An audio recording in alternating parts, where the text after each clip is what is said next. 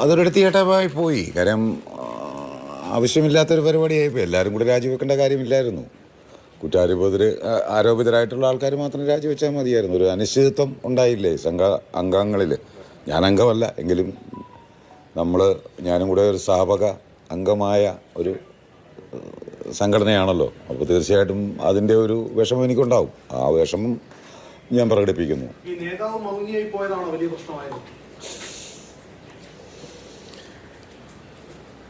അതിൻ്റെ ഒരു ബലിയാടല്ലേ ഈ നിൽക്കുന്നത്. അദ്ദേഹത്തിൻ്റെ ആ മൗനം കാരണം. അല്ലെങ്കിൽ ഞാനും ഇങ്ങനെ നിൽക്കേണ്ടി വരുമല്ലോ. എനിക്ക് അതിനെക്കുറിച്ച് അത്രേ പറയാനുള്ളൂ. ഈ ഒരു തിരുത്തലാണോ ഒരു ശുഭപ്രതീക്ഷയുണ്ടോ? ഞാനത് ഈ സംഘടന തുടങ്ങി 94 തുടങ്ങി.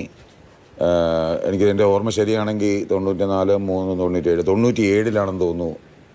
അന്ന് കൂടിയ ജനറൽ ബോഡിയിൽ ഞാൻ, മഹേഷ്, ഇടവേള ബാബു, പിന്നെ ഒരാളും കൂടെ ഉണ്ട്. ഞങ്ങളെല്ലാവരും കൂടി യുവ തുർക്കികൾ എന്നും പറഞ്ഞ്, തിരുത്തൽവാദികൾ എന്നും പറഞ്ഞുകൊണ്ട് അന്നത്തെ പ്രമുഖ പത്രങ്ങളിലെല്ലാം ഫ്രണ്ട് പേജിൽ മധുസാറായിരുന്നു അന്ന് പ്രസിഡൻ്റായിട്ട് വന്നത്. അങ്ങനെ വന്നതാണ്.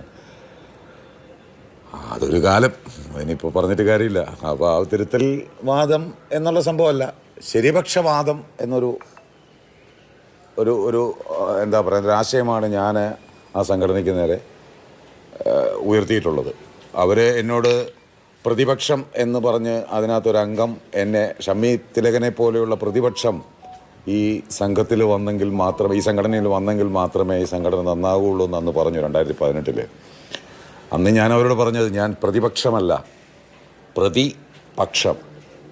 പ്രതി എന്ന് പറഞ്ഞാൽ നമ്മളെന്താ പറയുന്നത്, പ്രതിസ്ഥാനം, അങ്ങനൊരു സ്ഥാനമുണ്ടല്ലോ. അതുകൊണ്ട് ഞാൻ പ്രതിപക്ഷമല്ല, ശരിപക്ഷമാണെന്ന് ഞാൻ അന്ന് പ്രസ്താവിച്ചതായിരുന്നു. പക്ഷേ എൻ്റെ ശരി അവർക്ക് കണ്ടെത്താൻ കഴിഞ്ഞില്ല. അതുകൊണ്ട് ഞാൻ പുറത്താകേണ്ടി വന്നു.